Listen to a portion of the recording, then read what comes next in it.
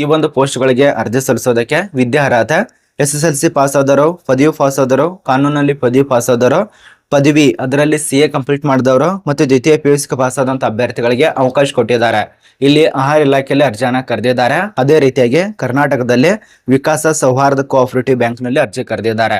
ಕರ್ನಾಟಕ ರಾಜ್ಯದಲ್ಲಿ ಕೆಲಸ ಇರತ್ತೆ, ಅದೇ ರೀತಿಯಾಗಿ ಸೆಂಟ್ರಲ್ ದಲ್ಲಿ ಕೂಡ ಕೆಲಸ ಇದೆ. ಯಾವ್ದು ಒಳ್ಳೆಯದು ಅದಕ್ಕಿನ್ನೂ ಅರ್ಜಿ ಸಲ್ಲಿಸಿ. ಮಹಿಳೆಯರಿಗೆ ಅವಕಾಶ ಇರತ್ತೆ, ಪುರುಷರಿಗೆ ಅವಕಾಶ ಇರತ್ತೆ. ಬಟ್ ಈ ಒಂದು ನೇಮಕಾತಿ ಮಿಸ್ ಮಾಡ್ಕೋಬೇಡಿ. ಅಧಿಕೃತವಾಗಿ ನೋಟಿಸ್ ತಿಳಿಸ್ಕೊಡ್ತಾನೆ. ಒಂದು ಭರ್ಜರ್ ಗುಡ್ ನ್ಯೂಸ್ ಏನಂದ್ರೆ ಪರೀಕ್ಷೆ ಇರೋದಿಲ್ಲ. ಇದೊಂದು ಖುಷಿಯ ವಿಚಾರ. ಅಪ್ಲಿಕೇಶನ್ ಸ್ಟಾರ್ಟ್ ಆಗಿರುವಂತ ಡೇಟು ಇಲ್ಲಿ ನೋಡಿ, 9 ಏಪ್ರಿಲ್ 2026ರಿಂದ ಇದು ಕರ್ನಾಟಕ ರಾಜ್ಯದ ವಿಕಾಸ್ ಸೌಹಾರ್ದ ಕೋಆಪರೇಟಿವ್ ಬ್ಯಾಂಕ್ ನಲ್ಲಿ ನೇಮಕಾತಿ ಆಗಿದೆ. ಇದು 2026 ಮತ್ತು 27ನೇ ಸಾಲಿನ ಹೊಸ ಅಧಿಸೂಚನೆ, ಹೊಸ ನೇಮಕಾತಿ. ಇದ್ರ ಬಗ್ಗೆನೇ ಚರ್ಚೆ ಮಾಡೋಣ. ಯಾವ್ಯಾವ ಪೋಸ್ಟ್ ಇದಾವೆ, ಆಹಾರ ಇಲಾಖೆಯಲ್ಲಿ ಎಷ್ಟು ಪೋಸ್ಟ್ ಇದೆ, ಅದಕ್ಕೆ ಏನೆಲ್ಲ ರೂಲ್ಸ್ ಆಗಿರ್ಬೇಕು, ಈ ಒಂದು ಸೌಹಾರ್ದ ಬ್ಯಾಂಕ್ ನಲ್ಲಿ ಏನೆಲ್ಲ ನೇಮ ಇರತ್ತೆ, ಇದಕ್ಕೆ ಏನೇನು ರೂಲ್ಸ್ ಆಗಿರ್ಬೇಕು, ಎಲ್ಲ ಮಾಹಿತಿನ ಚರ್ಚೆ ಮಾಡೋಣ. ವಿಡಿಯೋ ನಿಮ್ಮ ಒಂದು ಫ್ರೆಂಡ್ಸ್ ಗಳಿಗೆ ಶೇರ್ ಮಾಡಿ. ಅರ್ಧ ಗರ್ಧ ನೋಡಿದ್ರೆ ಗೊತ್ತಾಗೋದಲ್ಲ, ಶೇರ್ ಮಾಡಿ, ಎಲ್ಲ ಮಾಹಿತಿ ಗೊತ್ತಾಗತ್ತೆ. ಮತ್ತೆ ಯಾರು ಹೊಸ ನೋಡತ್ತಿರಲ್ಲ ಫಾಲೋ ಮಾಡ್ಕೊಳ್ಳಿ. ನೋಡಿ, ಈ ಒಂದು ಸೌಹಾರ್ದ ಬ್ಯಾಂಕ್ ಅಂದ್ರೆ ಕರ್ನಾಟಕ ರಾಜ್ಯದಲ್ಲಿ ಇರತ್ತೆ. ಕನ್ನಡ ಮಾತಾಡಕ್ ಬರ್ಬೇಕಾಗತ್ತೆ, ಕನ್ನಡದಲ್ಲೇ ಎಲ್ಲ ಮಾಹಿತಿನ ಹೇಳ್ಬೇಕಾಗತ್ತೆ. ಅಲ್ಲಿ ಸಂದರ್ಶನ ಇರತ್ತಲ್ಲ, ಅವಾಗ ಎಲ್ಲ ಮಾಹಿತಿನ ಚರ್ಚೆ ನಡೆಯುತ್ತೆ. ಕರ್ನಾಟಕದಲ್ಲಿ ಇದು ವಿಕಾಸ್ ಸೌಹಾರ್ದ ಕೋಆಪರೇಟಿವ್ ಬ್ಯಾಂಕ್ ನಲ್ಲಿ ನೇಮಕಾತಿ. ಮೊದಲಿಗೆ ಆಹಾರ ಇಲಾಖೆ ಬಗ್ಗೆ ತಿಳ್ಕೊಳ್ಳೋಣ. ಅದ ನಂತರ ಈ ಒಂದು ಕರ್ನಾಟಕ ರಾಜ್ಯದಲ್ಲಿರುವ ವಿಕಾಸ ಸೌಹಾರ್ದ ಕೋಆಪರೇಟಿವ್ ಬ್ಯಾಂಕ್ ಬಗ್ಗೆ ತಿಳ್ಕೊಳ್ಳೋಣ. ಬನ್ನಿ, ಮೊದಲಿಗೆ ಈ ಒಂದು ಆಹಾರ ಇಲಾಖೆ ಬಗ್ಗೆ ಚರ್ಚೆ ಮಾಡೋಣ. ಎರಡೂ ಕೂಡ ನಿಮಗೆ ಹೆಲ್ಪ್ ಆಗತ್ತೆ. ನೋಡೋಣ. FCI ದಲ್ಲಿ ಖಾಲಿ ಇರುವಂತ ಪೋಸ್ಟ್ ಇದು ಅಂದ್ರೆ ಆಹಾರ ಇಲಾಖೆ, ಫುಡ್ ಕಾರ್ಪೊರೇಷನ್ ಆಫ್ ಇಂಡಿಯಾ. ಇದು ಸೆಂಟ್ರಲ್ ಗೌರ್ಮೆಂಟ್ ಆಗಿರತ್ತೆ. ನಾನು ಮುಂಚಿತವಾಗಿನೇ ತಿಳಿಸ್ಕೊಟ್ಟಿದ್ದೆ. ಇದಕ್ಕೆ ತಕ್ಕಂತೆ ಮೊದಲಿಗೆ age limit, point number 1, age limit 18ರಿಂದ 62 ವರ್ಷ ಕೊಟ್ಟಿದ್ದಾರೆ. ಅದೇ ರೀತಿಯಾಗಿ 20ರಿಂದ 62 ವರ್ಷ ಇರತ್ತೆ. ಅದ ನಂತರ 25ರಿಂದ 62 ವರ್ಷ ಅನುವಾಗತ್ತೆ. ಅದೇ ರೀತಿಯಾಗಿ ನೀವೇನಾದ್ರೂ 30 ವರ್ಷ ಐತಂದ್ರೆ 30 ವರ್ಷದಿಂದ 62 ವರ್ಷದ ತನಕ ಅನುವಾಗತ್ತೆ. ಇಲ್ಲಿ ನೋಡಿ, 62 ವರ್ಷ ತನಕ ಅವಕಾಶ ಇರತ್ತೆ. ಅದೇ ರೀತಿಯಾಗಿ ಇಲ್ಲಿ ವಿದ್ಯಾರ್ಹತೆ ಏನಾಗಿರ್ಬೇಕು ಇಲ್ಲಿ ಕೊಟ್ಟಿದ್ದಾರೆ. ಗ್ರಾಜುಯೇಟ್ ಪಾಸ್ ಆಗಿರ್ಬೇಕಾತ ಯೂನಿವರ್ಸಿಟಿ, ಅದೇ ರೀತಿಯಾಗಿ ಸೆಂಟ್ರಲ್ ಸ್ಟೇಟ್ ಎರಡರಲ್ಲಿ ಯಾವ್ದಾದ್ರು ಒಂದು ಪಾಸ್ ಆಗಿರ್ಬೇಕು. ಅದರಲ್ಲಿ ಕೂಡ LLB, CA, CMA, MCOM ಇದಕ್ಕೆ ರಿಲೇಟೆಡ್ ಆಗಿ ಪಾಸ್ ಆಗಿರ್ಬೇಕು. ಇನ್ನೊಂದು ಪ್ರಮುಖವಾದ ವಿಷಯ ಏನಂದ್ರೆ ಸೆಂಟ್ರಲ್ ಅಥವಾ ಸ್ಟೇಟ್ ದಲ್ಲಿ 15 ವರ್ಷದ ತನಕ ಎಕ್ಸ್ಪೀರಿಯನ್ಸ್ ಬೇಕಾಗತ್ತೆ, ಅಥವಾ 10 ವರ್ಷ ಆದ್ರೂ ಇರ್ಲೇಬೇಕಂತ ಹೇಳಿ ಅವ್ರು ತಿಳಿಸ್ಕೊಟ್ಟಿದ್ದಾರೆ. ಇದು ಫುಡ್ ಇಲಾಖೆ. ಈಗೇನ ನಮ್ಮ ಕರ್ನಾಟಕದಲ್ಲಿ ಕರೆದಿದಾರಲ್ಲ ಸೌಹಾರ್ದ ಬ್ಯಾಂಕು, ಅದರಲ್ಲಿ ಎಕ್ಸ್ಪೀರಿಯನ್ಸ್ ಕೇಳಿಲ್ಲ, ಫ್ರೆಶರ್ದವ್ರು ಅಪ್ಲಿಕೇಶನ್ ಹಾಕಿ. ಬಟ್ ಈ ಒಂದು ಫುಡ್ ಇಲಾಖೆಯಲ್ಲಿ 10ರಿಂದ 15 ವರ್ಷದ ತನಕ ಎಕ್ಸ್ಪೀರಿಯನ್ಸ್ ಕೇಳಿದ್ದಾರೆ. ಇದೊಂದು ಅರ್ಥ ಮಾಡ್ಕೊಳ್ಳಿ. ನಾನು ಹೇಳುವಂತ ಮಾಹಿತಿ ನಿಮಗೆ ಅರ್ಥ ಆಗತ್ತಾ ಇಲ್ಲ ಅಂತ ಕಮೆಂಟ್ ಮಾಡಿ. ನಾನು ಹೇಳುವಂತ ಯಾವ್ದಾದ್ರು ವಿಡಿಯೋ ತಪ್ಪಾಗಿತ್ತು ಅಂದ್ರೆ ಅದು ಕೂಡ ಕಮೆಂಟ್ ಮಾಡಿ, ನೆಕ್ಸ್ಟ್ ನಾನು ತಿದ್ದುವಂತ ಮಾಡಿಸ್ಕೋತೀನಿ. ನೋಡಿ, ಅದರಲ್ಲಿ ಕೂಡ ವಯೋಮಿತಿ ಯಾವ ರೀತಿ ಲೆಕ್ಕಾಚಾರ ಮಾಡಬೇಕು ಅದನ್ನ ಕೊಟ್ಟಿದ್ದಾರೆ. ಅದೇ ರೀತಿಯಾಗಿ ಇನ್ನೂ ರೂಲ್ಸ್ ರೆಗ್ಯುಲೇಷನ್ ಎಲ್ಲ ಇರತ್ತೆ. ಇನ್ನು ಅಪ್ಲಿಕೇಶನ್ ಹಾಕುವಂತ ಡೇಟ್ ಬಗ್ಗೆ ಒಂದೊಂದೇ ಮಾತಾಡೋಣ. ಇದಕ್ಕೆ ಅಪ್ಲಿಕೇಶನ್ ಹಾಕುವಂತ ನಾನು ಆಗಲೇ ತಿಳಿಸ್ಕೊಟ್ಟಿದ್ದೇನೆ. 20 ಮೇ 2026 ತನಕ ಅವಕಾಶ. ಬೇಸಿಕ್ ಆಗಿ ಚರ್ಚೆ ಮಾಡೋಣ. ನೋಟಿಸ್ ಅಂತೂ ಆಗಿದೆ, ಟೆನ್ಷನ್ ತಗೋಬೇಡಿ.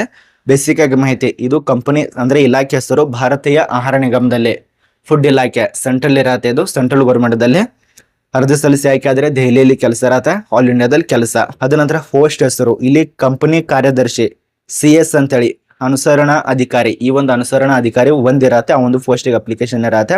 ಸಂಬಳ ನಿಮಗೆ 1,50,000 ಪರ್ ಮಂತ್ ಆಗಿ ಇಷ್ಟು ಕೊಡ್ತಾರೆ. ಇದು ಮಾನದಂಡಗಳ ಪ್ರಕಾರ 7ನೇ CPC ಪ್ರಕಾರ.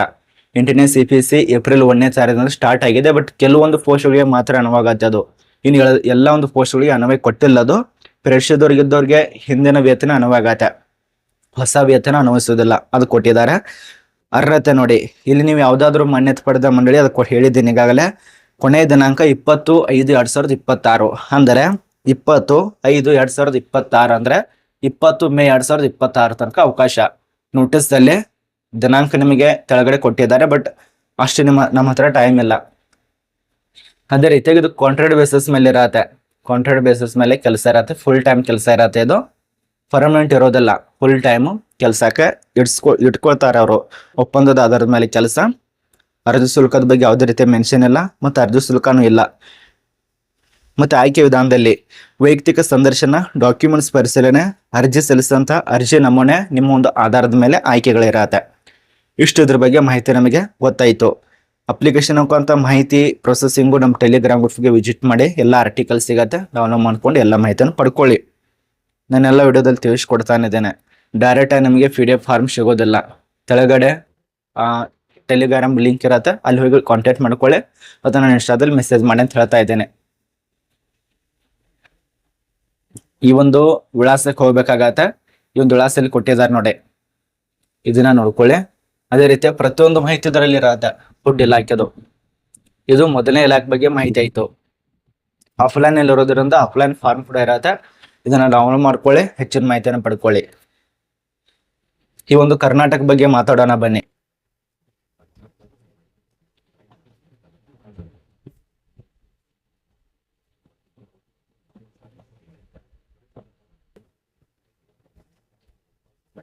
ಕರ್ನಾಟಕದಲ್ಲಿ ಖಾಲಿ ಇರುವಂತ ಈ ಒಂದು ಏಪ್ರಿಲ್ 9ನೇ ತಾರೀಕದಂದು ಪ್ರಕಟ ಮಾಡಿದಾರಲ್ಲ ನೋಟಿಸ್, ಆ ಒಂದು ನೋಟಿಸ್ ಬಗ್ಗೆ ಮಾತಾಡೋಣ. ಇಲ್ಲಿ ನೋಡಿ, ಏಪ್ರಿಲ್ 9ನೇ ತಾರೀಕು ನೋಟಿಸ್ ಆಗಿದೆ. ಆಫೀಸಲ್ಲಿ ಇರುವಂತ ನೋಟಿಸ್, ರಿಕ್ರೂಟ್ಮೆಂಟ್ ನೋಟಿಫಿಕೇಶನ್. ಇದು ಫ್ರೆಶ್ ನೋಟಿಫಿಕೇಶನ್ 2026-27ನೇ ಸಾಲಿನ ಅಭ್ಯರ್ಥಿಗಳಿಗೆ ನೇಮಕಾತಿ ಮಾಡ್ತಾ ಇದ್ದಾರೆ. ಒಂದೊಂದು ಪೋಸ್ಟ್ಗೆ ಒಂದೊಂದು ರೂಲ್ಸ್ ಕೊಟ್ಟಿದ್ದಾರೆ.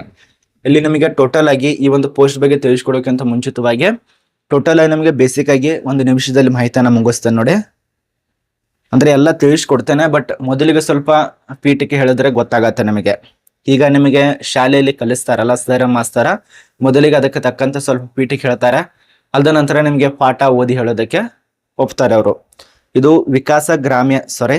ವಿಕಾಸ ಸೌಹಾರ್ದ ಕೋಆಪರೇಟಿವ್ ಬ್ಯಾಂಕ್. ಇದು ವಿಜಯನಗರದಲ್ಲಿ ಕೆಲಸ ಇರತ್ತೆ. ವಿಜಯಪುರ ಅಲ್ಲ, ವಿಜಯನಗರದಲ್ಲಿ ಕೆಲಸ, ಕರ್ನಾಟಕದಲ್ಲೇ. ಇಲ್ಲಿ ಕಲಿರುವಂತ post recover assistant, junior assistant. ಇದು 10 ಪೋಸ್ಟ್ ಇದಾವೆ. ಅದರಲ್ಲಿ 10ನೇ ಪಾಸ್ ಆದವರಿಗೆ ಮಾತ್ರ ಇದು. ಅದೇ ರೀತಿಯಾಗಿ ಪ್ರೊಫೆಷನರಿ ಅಧಿಕಾರಿ, ಅಧಿಕಾರಿ ಅಂತ ಹೇಳಿ 20 ಪೋಸ್ಟ್ ಇರತ್ತೆ. ಪ್ರಧಾನಿ ಅಂದ್ರೆ ಪದವಿ ಆಗಿರ್ಬೇಕು. ಕಾನೂನು ಅಧಿಕಾರಿ, ಕಾನೂನಲ್ಲಿ ಪದವಿ ಆಗಿರ್ಬೇಕು. LLB. ಲೆಕ್ಕ ಪರಿಶೋಧಕರು, ಇದು 4 ಪೋಸ್ಟ್ ಇರತ್ತೆ. ಆಗಲೇ ತಿಳಿಸ್ಕೊಟ್ಟು LLB ಆಗಿರ್ಬೇಕು, ಕಾನೂನಲ್ಲಿ ಪದವಿ, ಅದು 2 ಪೋಸ್ಟ್ ಇರತ್ತೆ. ಲೆಕ್ಕ ಪರಿಶೋಧಕ ಅಕೌಂಟೆಂಟ್ ಪದವಿ ಆಗಿರ್ಬೇಕು, ಅದರಲ್ಲಿ C ಆದಂತ ವ್ಯಕ್ತಿಗಳು ಅವ್ರು ಅಪ್ಲೈ ಮಾಡಿ. ಇನ್ನು ವ್ಯವಸ್ಥಾಪಕ ಹಿರಿಯ ಅಧಿಕಾರಿ 10 ಪೋಸ್ಟ್ ಇರತ್ತೆ, ಪದವಿ ಆಗಿರ್ಬೇಕು. ಇದ್ರ ಬಗ್ಗೆ ಮಾಹಿತಿ ಗೊತ್ತಾಯ್ತು. ಅದ ನಂತರ ವಯೋಮಿತಿ 18ರಿಂದ 30, ಅಂದ್ರೆ ಫ್ರೆಶರ್ಗೆ ಅವಕಾಶ ಇರುತ್ತೆ ನೋಡಿ ಕರ್ನಾಟಕದಲ್ಲೇ, ಬಟ್ ಫ್ರೆಶರ್ಗೆ ಅವಕಾಶ ಇದೆ. ಇದೊಂದು ಖುಷಿಯ ವಿಚಾರ. ನಾನು ಇಲ್ಲಿ ತಿಳಿಸ್ಕೊಡ್ತೇನೆ ನೋಟಿಸ್ ಅರ್ಜಿ ಯಾರಿಗೆ ಎಷ್ಟು ಪ್ರೆಷರ್ ಇದೆ ಅಂತ ಹೇಳಿ ಗೊತ್ತಾಗತ್ತೆ ನಮಗೆ. ಅರ್ದು ಶುಲ್ಕ ಎಲ್ಲೊಂದು ಅಭ್ಯರ್ಥಿಗೆ ಒಳ್ಳೆ ಲಂಚ ತಗೊಂಡಾರ್ಗತೆ ಇಟ್ಟುಬಿಟ್ಟಿದ್ದಾರೆ ಇವರು ಕೂಡ. ಅಂದ್ರೆ 500 ತನಕ ಇಟ್ಟಿದ್ದಾರೆ. ವಿಚಾರ ಮಾಡಿ, ಪ್ರೈವೇಟ್ದವ್ರು ಎಷ್ಟು ತಗೋತಿದ್ರೆ ಗೌರ್ಮೆಂಟ್ದವ್ರು ಎಷ್ಟು ತಗೋಬಹುದು. ಆಯ್ಕೆ ಪ್ರಕ್ರಿಯೆಗಳು, ಲಿಖಿತ ಪರೀಕ್ಷೆ ಅದೊಂದು ನಡೆಸ್ತಾರೆ. ಒಂದು ಪಠ್ಯಕ್ರಮ ಕೂಡ ನಾನು ತಿಳಿಸ್ಕೊಡ್ತೇನೆ ನೋಟಿಸ್ದಲ್ಲಿ ಇದೆ. ಅದು ಕೂಡ ಅಪ್ಲಿಕೇಶನ್ 9ನೇ ತಾರೀಕು ಸ್ಟಾರ್ಟ್ ಆಗಿದೆ. ಕೊನೆಯ ದಿನಾಂಕ 24 ಏಪ್ರಿಲ್ 2026 ತನಕ ಅವಕಾಶ. ಲಿಖಿತ ಪರೀಕ್ಷೆ ಇರೋದು ಏಪ್ರಿಲ್ 26ನೇ ತಾರೀಕು. 2 ದಿನ ಆದ್ಮೇಲೆ ಪರೀಕ್ಷೆ ಇಟ್ಟಿದ್ದಾರೆ. ಭಾನುವಾರ ದಿನ ಹೊಸಪೇಟೆಯಲ್ಲಿ ನಡೆಸ್ತಾರೆ. ಸಂದರ್ಶನ ದಿನಾಂಕ ಇರೋದು 27ನೇ ತಾರೀಕು. ಬರೀ ಈ ತಿಂಗಳಲ್ಲಿ ಎಲ್ಲ ಸೆಲೆಕ್ಟ್ ಆಗ್ತೀರಾ, ಜಾಬ್ ಸಿಗತ್ತೆ, ಪರೀಕ್ಷೆ ನಡೆಸ್ತಾರೆ. ಒಟ್ಟೆ ಇದೊಂದು ಒಳ್ಳೇದು ಅನ್ಸುತ್ತೆ ನನಗೆ. ಪ್ರೈವೇಟ್ದಲ್ಲೇ ಕೆಲಸ ಮಾಡೋದು ತುಂಬಾ ಒಳ್ಳೆ. ಒಂದು ತಿಂಗಳಲ್ಲಿ ಮುಗಿಯುತ್ತೆ ನಿಮ್ ಪ್ರೊಸೆಸಿಂಗು. ಗೋರ್ಮೆಂಟ್ ಗತಿ ಅಲ್ಲ. ಯಾಕಂದ್ರೆ ಯಾರಿಗಾದ್ರೂ ಪುಕ್ಸೆಟ್ ಆಗಿ ಸಿಗ್ತಾ ಇತ್ತಂದ್ರೆ ಸೊಕ್ಕು ಬರತ್ತೆ, ಪೂರ್ತಿ ಸೊಕ್ಕು. ಈ ಒಂದು ಗೋರ್ಮೆಂಟ್ದವ್ರು ಕೂಡ ಹಂಗ. ಗೋರ್ಮೆಂಟ್ದಿಂದ ಆರಾಮ್ ಸಂಬಳ ಬರತ್ತಲ್ಲ, ಶೂಟಿ ಮಾಡಿ ಬಿಡಿ ರಜೆಕ್ ಹೋಗಿ ಹೆಂಗ್ ಬೇಕಾದಂಗೆ ಕೆಲಸ ಮಾಡಿ, ಮುಂಜಾನೆ ಹೋದ್ರೆ ಸ್ತಂಭ ಹೊತ್ತಿ ಸಿಗ್ನೇಚರ್ ಮಾಡ್ರೆ ಮುಗಿಯುತ್ತೆ. ಎನಿ ಟೈಮ್ ಅಮೌಂಟೇ. ಈ ಪ್ರೈವೇಟ್ದಲ್ಲಿ ನೋಡಿ ಬರೀ ಒಂದು ತಿಂಗಳಲ್ಲಿ ಮುಗಿಸ್ತಾರೆ. ಗೌರ್ಮೆಂಟ್ ಆದ್ರೆ 5 ವರ್ಷ ಹೋಗತ್ತೆ, 4 ವರ್ಷ. ಅದರಲ್ಲಿ ಕೂಡ ಹಗರಣ ಅಂತಂದ್ರೆ ಸರ್ಕಾರ ಚೇಂಜಸ್ ಆತಂದ್ರೆ ಮುಗಿದು 10 ವರ್ಷ ತನಕ ಹೋಗ್ಬೋದು ನೋಡಿ. ಅಪ್ಲಿಕೇಶನ್ ಹಾಕಿ. ಇದು ನಿಮಗೆ ಬೇಸಿಕ್ ಆಗಿ ಗೊತ್ತಾಯ್ತು. ಒಟ್ಟಾರೆ 46 ಪೋಸ್ಟ್. ಇನ್ನು ನಿಮಗೆ ಇಲ್ಲಿ ಡೀಟೇಲ್ಸ್ ಆಗಿ ಮಾಹಿತಿ ಅದು ಆಗ ತಿಳಿಸ್ಕೊಟ್ಟೇನಲ್ಲ, ಬ್ಯಾಂಕ್ ಮ್ಯಾನೇಜರು ಎಲ್ಲ ಡೀಟೇಲ್ಸ್ ಕೊಟ್ಟಿದ್ದಾರೆ. 35 ವರ್ಷ, qualification graduate, 10 post, application fees 500. ಅದ ನಂತರ 2ನೇ ಪೋಸ್ಟು ಆಡಿಟರ್ ಅಂತೇಳಿ, ಅಂದ್ರೆ ಇದು ಸುಮಾರು 4 ಪೋಸ್ಟ್ ಇರತ್ತೆ. ಲೆಕ್ಕ ಪರಿಶೋಧಕರು ಅಂತ ಹೇಳಿ, ಇದು ಕೂಡ ಎಕ್ಸ್ಪೀರಿಯನ್ಸ್ ಕೇಳಿದ್ದಾರೆ. 5 years ಎಕ್ಸ್ಪೀರಿಯನ್ಸ್. ಇಲ್ಲಿ ಎಕ್ಸ್ಪೀರಿಯನ್ಸ್ ಇರೋದು 5 years. ಒಂದು ಪೋಸ್ಟಿಗೆ ಎಕ್ಸ್ಪೀರಿಯನ್ಸ್ ಕೇಳಿಲ್ಲ, ಒಂದು ಪೋಸ್ಟಿಗೆ ಎಕ್ಸ್ಪೀರಿಯನ್ಸ್ ಕೇಳಿದ್ದಾರೆ. ಇಲ್ಲಿ ನೋಡಿ, ಇದಕ್ಕೆ ಯಾವುದೇ ರೀತಿಯ ಎಕ್ಸ್ಪೀರಿಯನ್ಸ್ ಕೇಳಿಲ್ಲ. ಇದಕ್ಕೆ 5 ವರ್ಷ ಅಂತಾನೆ ಎಕ್ಸ್ಪೀರಿಯನ್ಸ್ ಕೇಳಿದ್ದಾರೆ. ಆಫೀಸರ್ಸ್ ಹುದ್ದೆಗಳಿಗೆ 5 ವರ್ಷ ಬೇಕು.